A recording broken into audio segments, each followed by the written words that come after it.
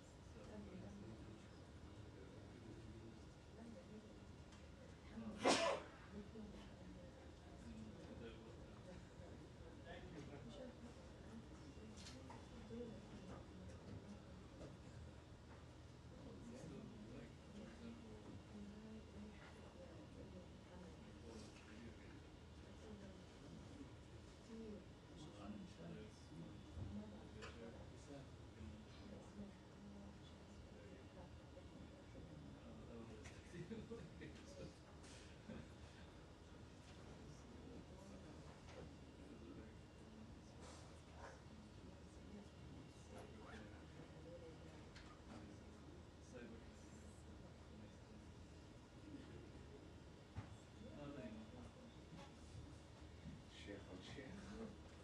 Kurdistan Sheikh.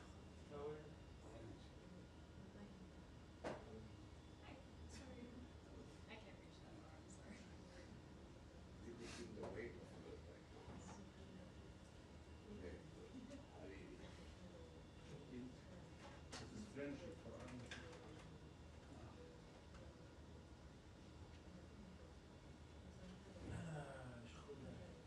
Cacaccioni tu?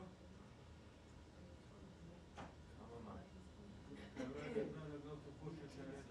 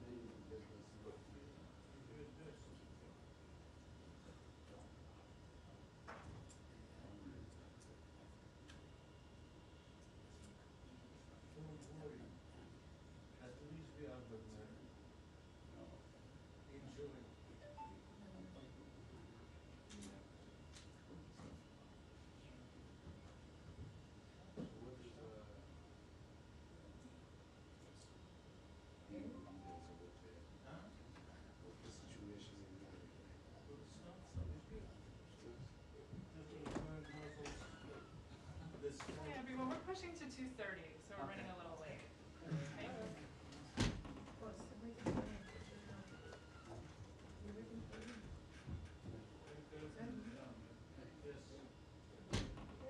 They should have a country.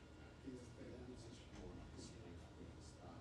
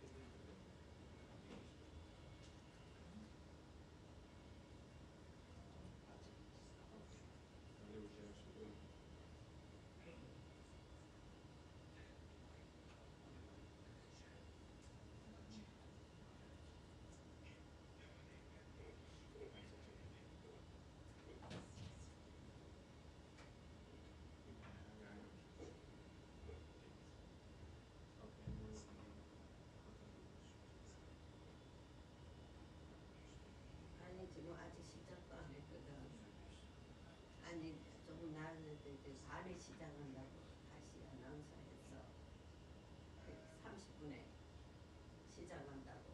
그러니까는 40분 시작하면 뭐 또 30분만 걸리면 3시면 끝나겠지 뭐. 그치? 근데 3시 넘을 수도 있어요. 왜냐면은 그렇지. 그럼 와가지고 등자해라고. 오케이.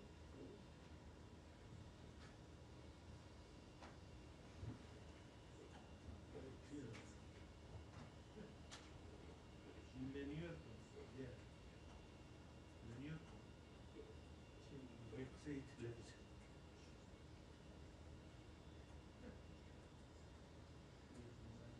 الصحة النهائية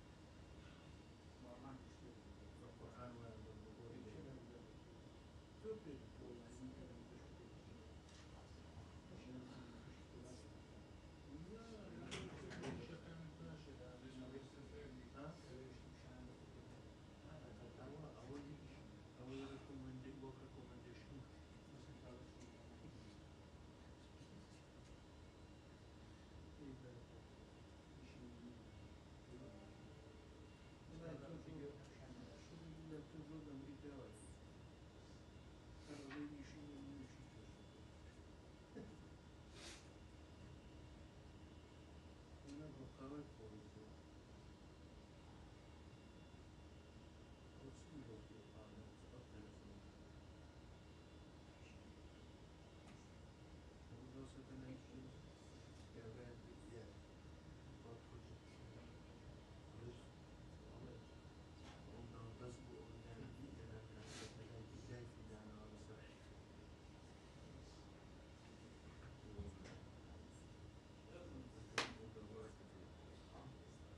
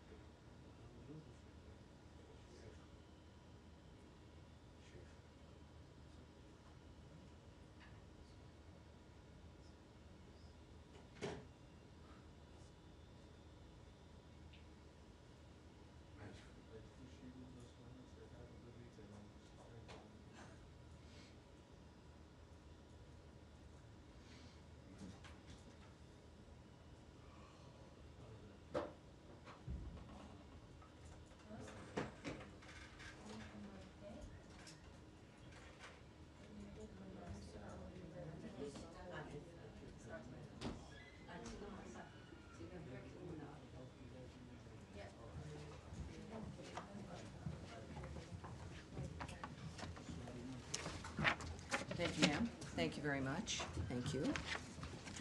Thank you, everyone, and thank you for your patience. We're waiting for President Trump, as you likely know, that he was leaving the White House and taking the helicopter flight. We wanted to make sure we did not conflict with, well, I think the most important man in the world. Yes, so we're good, and we know that you also like to report on those things as well. And again, thank you for being here today. We do have a few announcements here, and then we'll begin with your questions. Thank you for being here. Nice orange. Nicely done. All right, the U.S. Department of State has no higher priority than the safety and security of Americans. As we continue to assess and address the needs of U.S. citizens during this important time, I want to reiterate a few important instructions for everyone watching at home and around the world.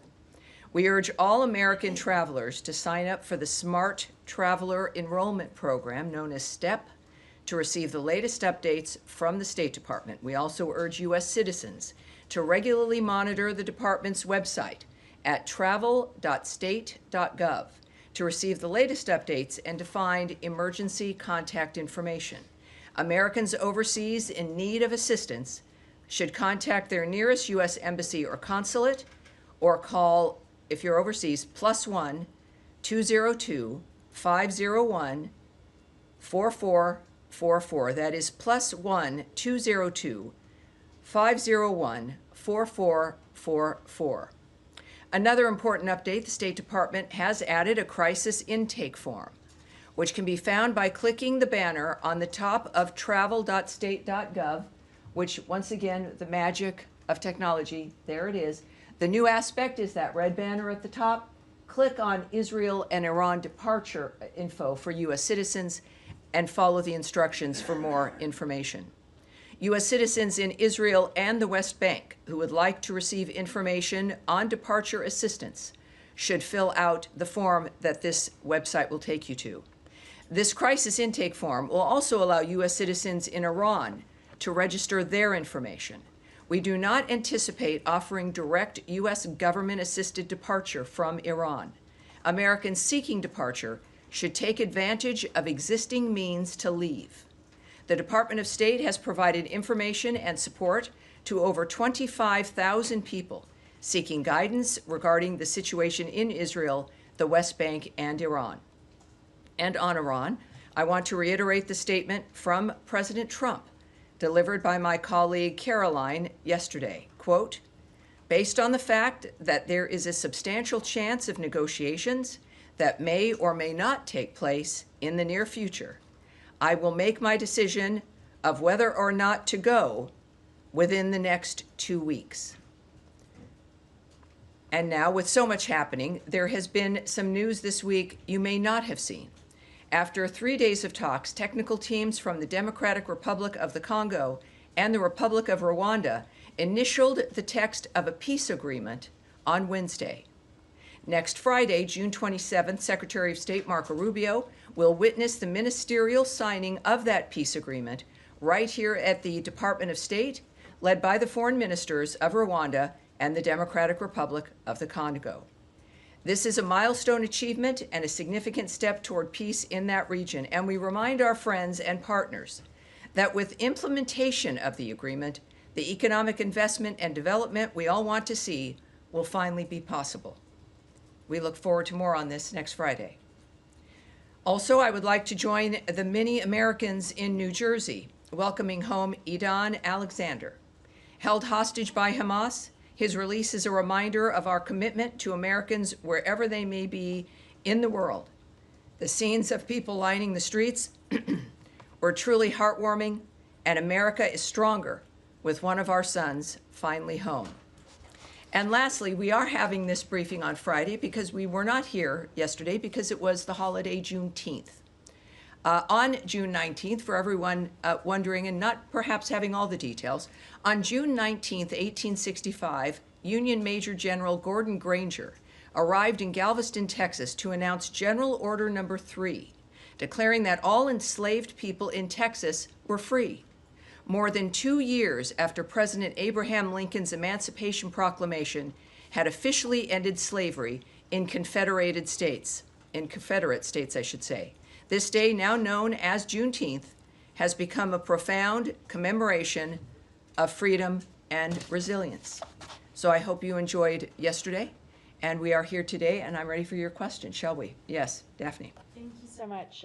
So on the 25,000 that you said the State Department has provided information to, is that U.S. citizens who are seeking information on leaving Israel, the West Bank, and Iran?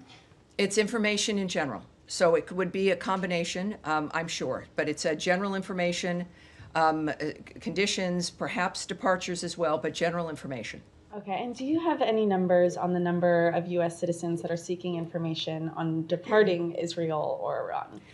Those are not numbers that I will share at this time. Just as a reminder as well, while today is a bit different than the feeling of Tuesday, we are still in a dynamic where there are still hostilities, where there are still people in bunkers, where there is still a danger. Clearly, we've heard the statement from President Trump about his posture at this point.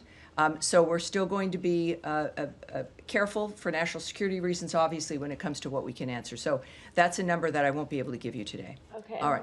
All right. And we will not, we'll do one more, but then we will continue on here. Yes, go ahead. Thank you. Just on Ambassador Huckabee's tweet, he said that the U.S. is working to get military, commercial, charter flights, and cruise ships for evacuation.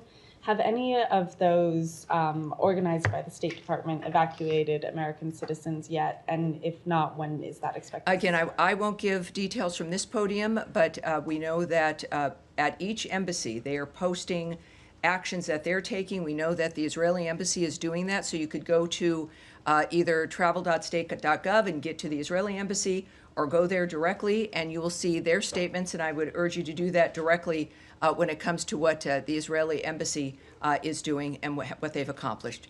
Yes, sir. Thank you. Florida Governor Ron DeSantis chartered flights apparently for Americans in Israel seeking to leave and successfully got, I believe it's 1,500 out. I was wondering if those charter flights were coordinated with the State Department in any way, or was this done on some tangent? Well, I think that there's, and we know that there, of course, are some independent efforts to get American citizens out of those areas, and when we suggest that people take advantage of existing means, we would include, of course, the nature of other opportunities to leave, independent efforts, independent groups managing those dynamics. As far as the DeSantis effort, I would suggest you call the state of Florida, call his office, and I'm sure that they'll get you more information. All right, Nadia.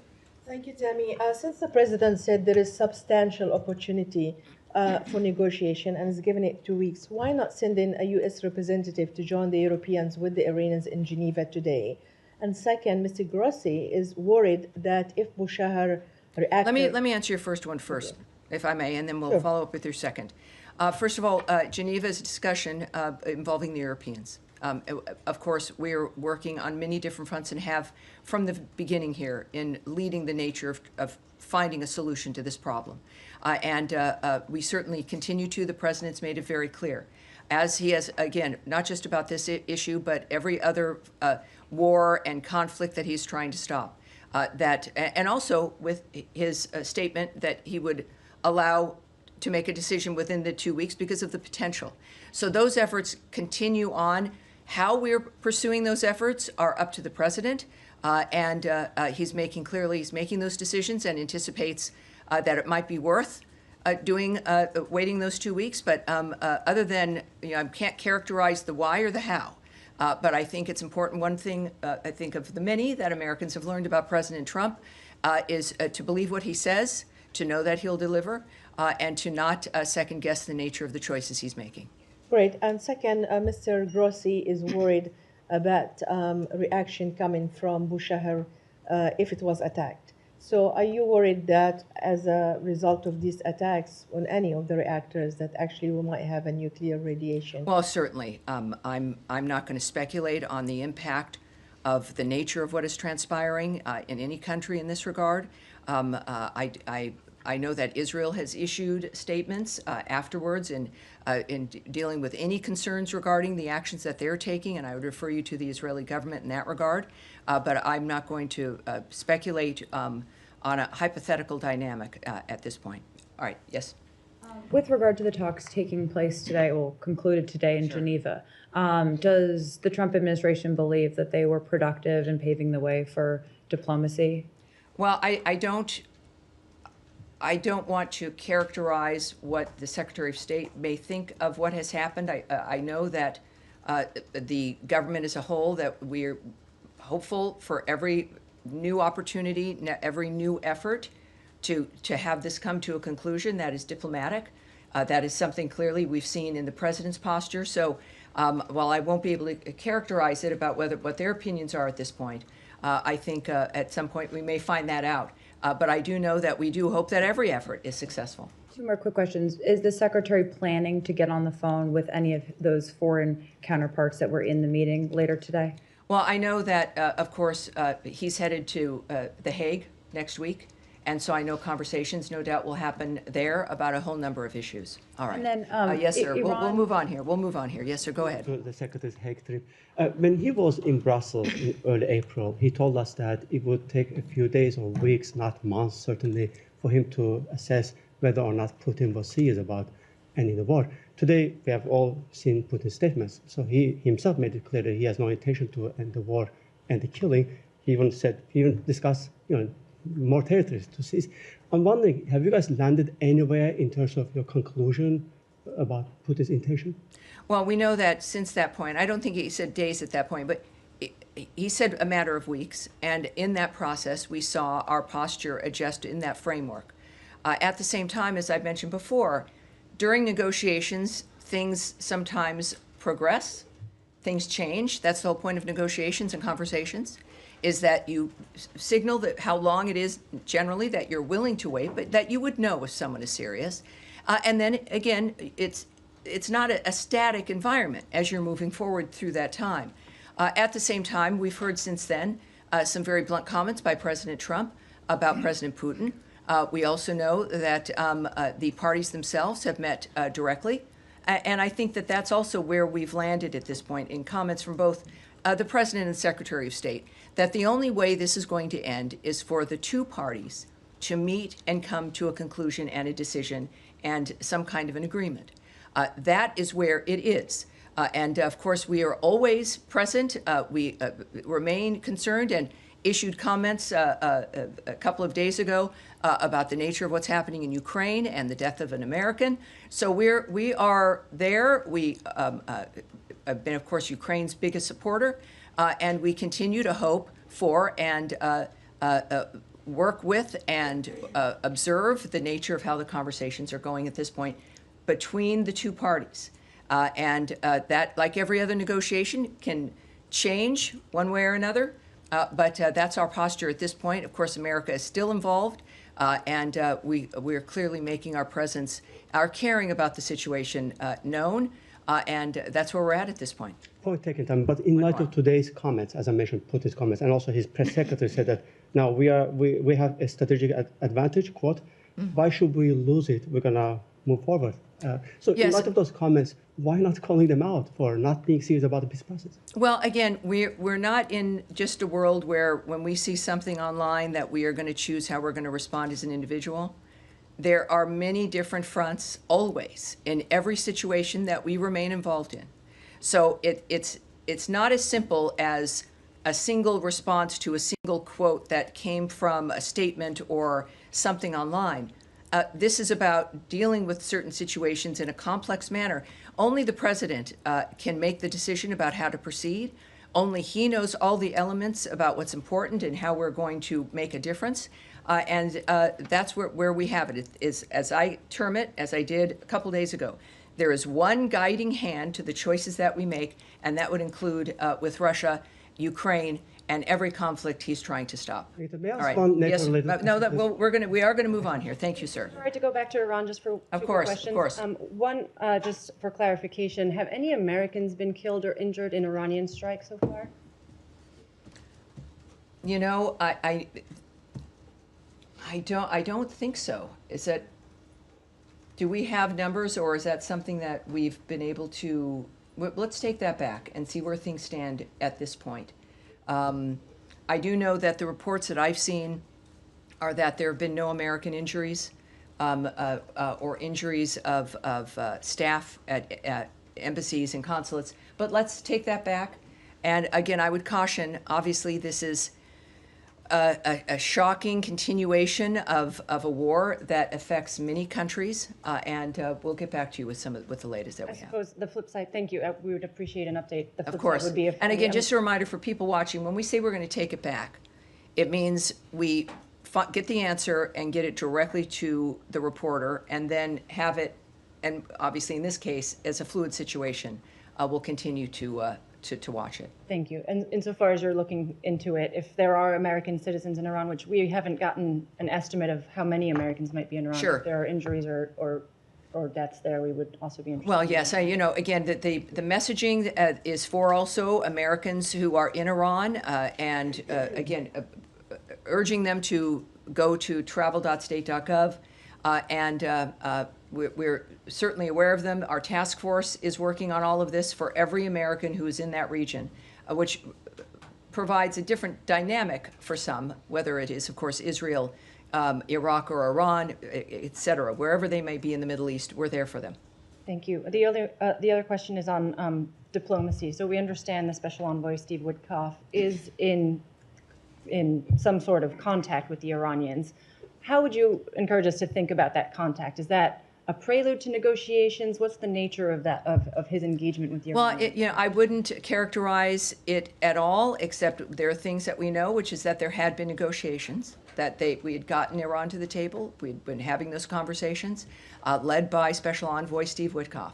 And we know that the president, from his statement, which is, I think, worth noting again, because it's very specific in its nature, and also, I must say, when I saw it, very Trump-like in his statement, as a man who is serious about everything he addresses, but in this particular kind of way, when it's existential, life and death, that he genuinely, it's not posturing. He wants to have it be solved diplomatically. He knows it can be. He knows based on what he's accomplished already in the past, and the nature of human beings, which in business you learn a lot about as well, but certainly in his governmental experience and as a leader. Again, he said, directly from the president, quote, based on the fact that there is a substantial chance of negotiations that may or may not take place with Iran in the near future, I will make my decision whether or not to go within the next 2 weeks. On that front, do you have an understanding of why there's now a 2-week window for diplomacy? Because at the same time, the White House said yesterday they understand it might be a couple of weeks before the Iranians achieve a nuclear weapon. No, but he has his reasons, and he's the one who knows, and that is the specificity of his statement. And I'll leave it at that. All right? Thank you. Yes, sir, at the end here. So on Ukraine, you said that. Can you tell me your name and your outlet? Oscar Gorzyński, Polish press agency.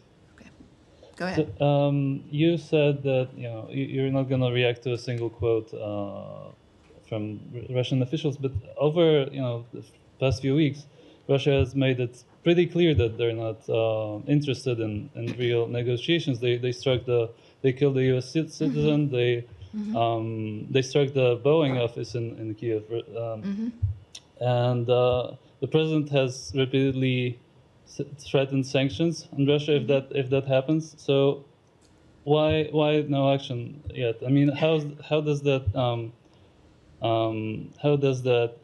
show peace through strength? Well, this is one of the reasons why we don't have negotiations in the press, debates between people reading things on the news, quotes in newspapers or made in a moment or on a website, that there are much more complex things that are happening. Other conversations, the culmination of multiple other negotiations with Iran is an example in one case, summits and negotiations with Russia and Ukraine, the parties themselves meeting. We've always said that we will not take, essentially for Russia, we're not going to listen to what they say, we're going to watch what they do. That remains true. But what you would do in this moment is not at issue. What matters are the people who've been involved for months now, dealing with the parties directly, the leaders of countries in the world, but the most powerful leader in the world right now, Donald Trump, who would likely know a little bit more about the nature of the situation than you or I, and I think you might have to agree that he may know more. So I think it's important to not second guess the president, and to not speculate, and to not presume that what he's doing is not in the process of peace, but in fact specifically in that track. And I'm wondering for Matt Lee, who's been studious with his phone, if you do have something you'd like to ask or add. I actually do. I'm surprised. My question is about Matt Lee of the Associated Press, for those of you who don't know him. 25,000. The two people in the world. Yes, sir. Go ahead. Of the 25,000, you said that you couldn't break it down. That's correct. How many were Israel, how many were West Bank, and how many were Iran. That's right. But is it correct that the only evacuation flight that has happened so far was the one for embassy staff and family members on Wednesday? I will not characterize that or agree with you or not. I won't give you an answer to that. Sorry. It's one of those things we can't hear. In the days prior to this conflict, I might go back and forth with you, but I can't answer that. Okay, well, because there was a comment from the embassy spokesperson about so are you aware of when these people call? I assume they're calling the number that. Yes, they are. I've called that number. I don't know if many of you have. You called that number? You can call that number, and you'll get someone from. You don't go on to permanent hold. No, they're busier now. After the briefing Tuesday, they're sure. busier. So, but be persistent and do the form online. That's always a good idea.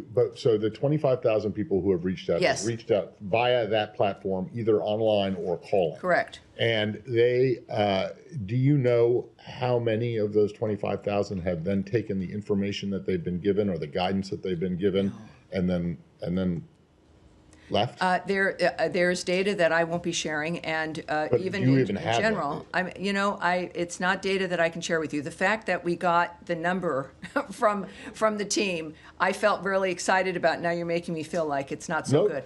no, it it is. is. It's I a just- great that was what number, I was but I doing. will not break it down. Okay. I will not go into descriptions that highlight a situation or an environment within this region of conflict. I don't think Okay. it's wise. All right, thank you. Thank you, sir. All right, yes, sir. Back. Thank you very much. I have two questions. Regional sources reported that Iran is using human shields to protect its military bases and forces. Same thing Hamas did in Gaza. This tactic has reportedly been employed in several areas, including Kermanshah city in Iranian Kurdistan. Do you have any information on this, and would you please be willing to comment? What I can say, it's going to be brief. You won't necessarily like it, but I can say that we are aware of those reports, that the Iranian regime is using human shields to protect its military bases and forces. And I have nothing further for you at this time, but we are aware. Yes, sir. Next. Well, you have one more? Yes, one All more. right, and then we'll please. come directly to you. Yes, sir. Danny Danon, Israel's representative to the United Nations, claimed that Iran has attempted to assassinate President Trump and Prime Minister Netanyahu. He said today at the United Nations. Do you want to comment on it? No, I would suggest you contact the ambassador, but I have no comment on that. Yes, sir. All right, now, yes. Thank you, Tammy. To question one on Iran and the other one on Iraq.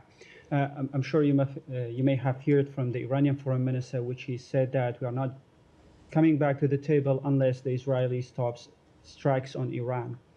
And they are not going to negotiate with the U.S. until the U.S. will stop Israeli to attack Iranian.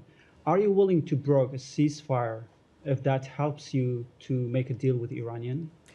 Obviously, I can't speculate on that. I'm not going to characterize what's happening now or the reaction by the president or the secretary of state to what those negotiations might be. So you know that's a standard basis here, is we're not going to do that. But as you do know, of course, from the president's remarks, is that he still holds out the hope for negotiations. And there's also been a reinforcement that Iran and its proxy should not target U.S. interests or personnel, and if they do, the consequences will be dire. So we can reinforce that. And of course, the ultimate red line, which has been repeated constantly, because it's what the president sees as being the most important aspect, is that Iran cannot have a nuclear weapon. That is not a negotiable dynamic. And, all right, yes, sir. another at the end question here. on Iraq. Yes, sir. Go ahead, please. Sorry. No, we'll keep going here. I have a non-Middle East question. Yes. We're getting reports that Japan has canceled the annual security talks known as 2+2 with Secretary Rubio and Defense Secretary Hegseth because of U.S. demands for them to increase their defense spending.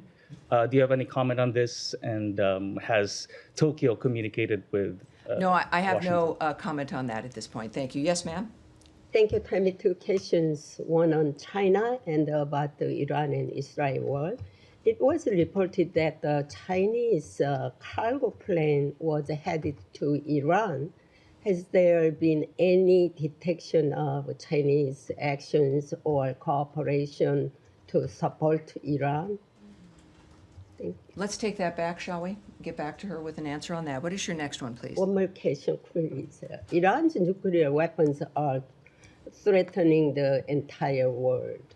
If the United States intervenes in a war between Israel and Iran, do you think it will need support or cooperation from its allies? Well, we've made very clear, I think there's, if anything is obvious to the world, it's that President Trump has demands regarding that situation. His concern is the fact that Iran can never have a nuclear weapon. We know, of course, since October 7th, Israel remains in the posture of defending itself and the existential threat that is posed in that region by Iran.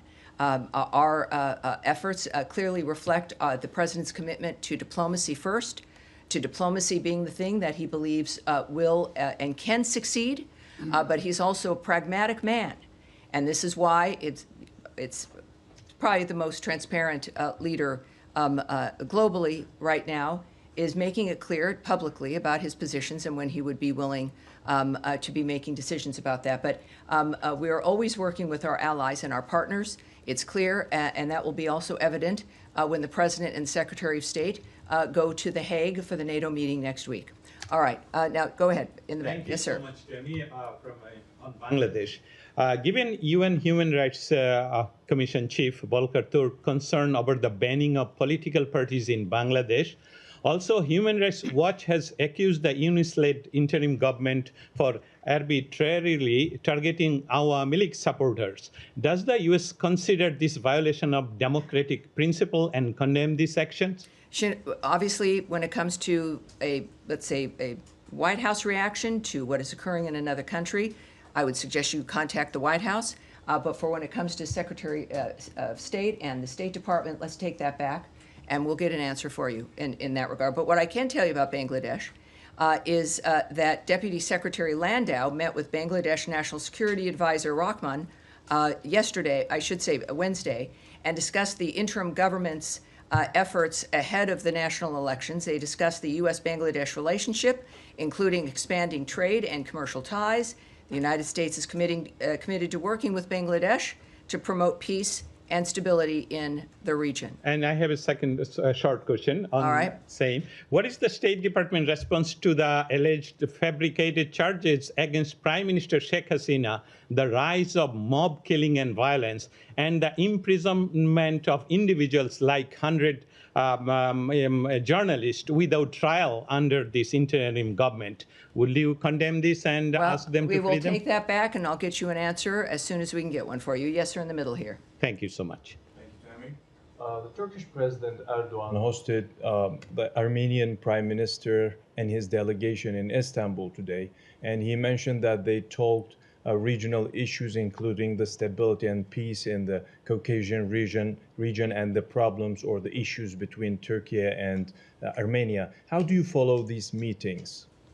Well, I've not spoken to the Secretary specifically about that particular instance, but I'm sure we will be able to get to you his opinion and the nature of how he's reacting. I would also suggest the White House as well for you for more information in that regard, but if we can take that back. And with that, that is going to be it for me today. It is, again, Friday. My thanks to you for coming up on a day that is not our normal briefing day, and I appreciate it. Have a lovely day. And we will see you next week. Tuesday and Thursday where is it? Is security here or is security not here? Let's get this going because this has gotten a little old and inappropriate. Thank you, everyone. Appreciate it. Thank you. Thank you.